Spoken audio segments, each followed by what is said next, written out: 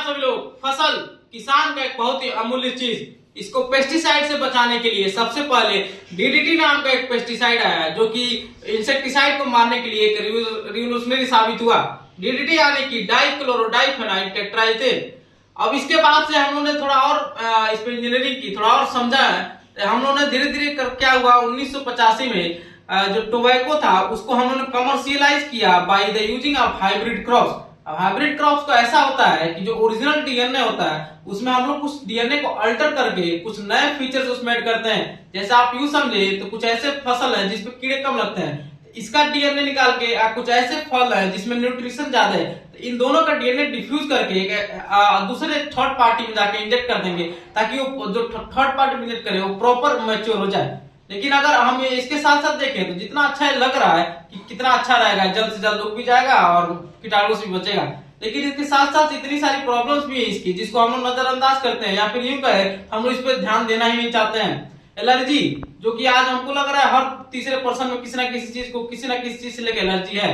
जैसे कि आप यूं समझे, मान लीजिए बैगन किसी को खाने से मना किया गया, लेकिन क्या हो बैगन का डीएनए निकाल के किसी और प्लांट में इंजेक्ट कर दिया जाए जिसको हाइब्रिड हम लोग बोलते हैं, तो ये बताइए आपको बैगन से तो दिक्कत नहीं थी, लेकिन अल्टीमेटली आप बैगन का डीएनए तो खा रहे हैं ना, तो आपको एलर्जी आएगी। अभी तो मैंने बहुत सिंपल एग्जांपल होता है, लेकिन इसके और भी सारे ड्रॉबैक्स हैं। इसके बाद से जो कॉटन इंडस्ट्री है, कॉटन इंडस्ट्री में देखा गया कि बहुत ज्यादा कीड़े लगते हैं। स्पेशली कॉटन हम लोग अपने एरिया में नहीं देखेंगे, महाराष्ट्र साइड में होता है ब्लैक सॉइल वगैरह पे। तो इसको क्या किया गया, इसको और थोड़ा ग्रोथ लाने के लिए क्या किया गया, इसमें बीटी कॉटन नाम का एक लाया गया। बीटी जो था वो था बैसिलस थ्यूरिनजिनेंसिस। इसमें हम लोग को पेस्टिसाइड कम डालना पड़ता है और वो पेस्ट रेजिस्टेंट होता है। ये जनरली मॉथ्स, बटरफ्लाई वगैरह से मिल जाते हैं।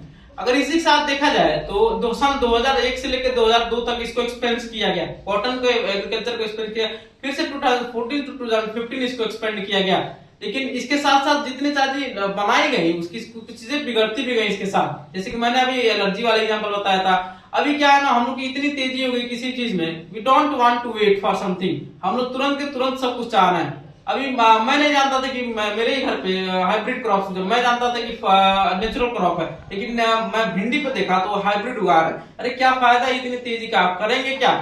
अगर आप थोड़े से सॉइल को बचाए रखेंगे तभी तो फर्दर आप उस पर एग्रीकल्चर कर सकेंगे।